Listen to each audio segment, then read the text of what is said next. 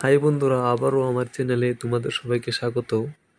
বন্ধুরা, তোমরা দেখতে পাচ্ছ কেন তোমাদের যে রিক্রুটমেন্টগুলি হবে, ওয়েস্ট বেঙ্গল পুলিশে তোমাদের রিক্রুটমেন্ট নেওয়া হবে, ঠিক আছে? এখানে দেখতে পাচ্ছ নোটিশ দেওয়া আছে। হ্যাঁ, অনেকগুলি এসেছে এখানে, যার যার পুলিশ স্টেশনে ডিস্ট্রিক্ট অনুযায়ী তোমাদের নেওয়া হবে। টোটালে দেওয়া আছে, তোমরা সেই ক্লিক যে তোমাদের ডিটেলসটা জেনে নিতে পারো।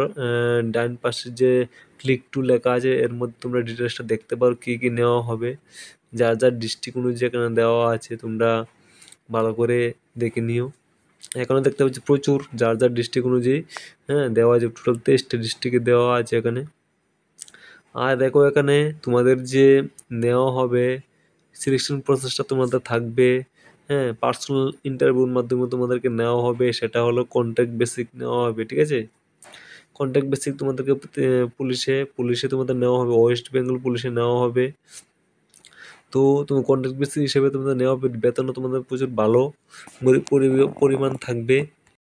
কীভাবে অ্যাপ্লাই করবে সেটাও আমি দেখিয়ে দিব। এখানে দেখো তোমরা যে ওয়েবসাইটগুলি লেখা আছে এখানে, তোমাদের এই ওয়েবসাইটে তোমাদের ফর্ম ফিল আপ করতে হবে।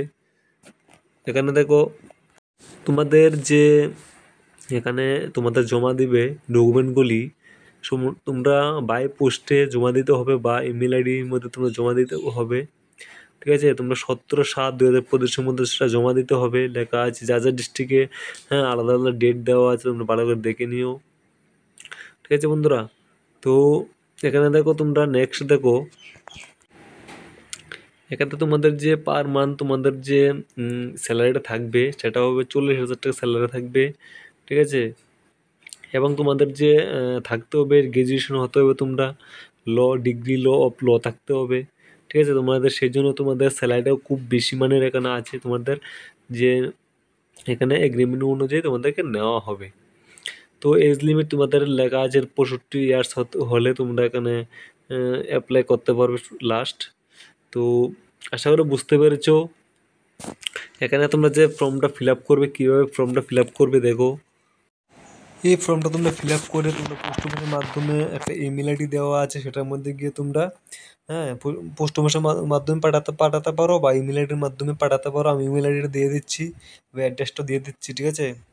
যা যা ডিস্ট্রিক্টে আলাদা আলাদা ডিস্ট্রিক্টে তোমাদের যে ইমেল আইডি আছে বা তোমাদের অ্যাড্রেস আছে, সেটা আমি তোমাদেরকে এই যে ইমেল আইডিটা আমি তোমাকে দেখিয়ে দিচ্ছি কোনটা হবে।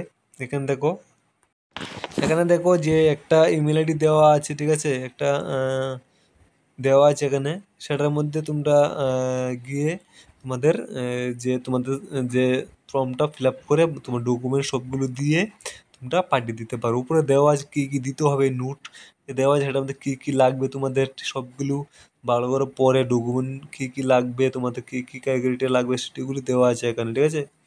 এবং এই ওয়েবসাইটে তোমরা পাঠিয়ে দিবে যে 700161 যে তোমাদের ওই যেটা এটার মধ্যে পাঠিয়ে দিবে, ঠিক আছে?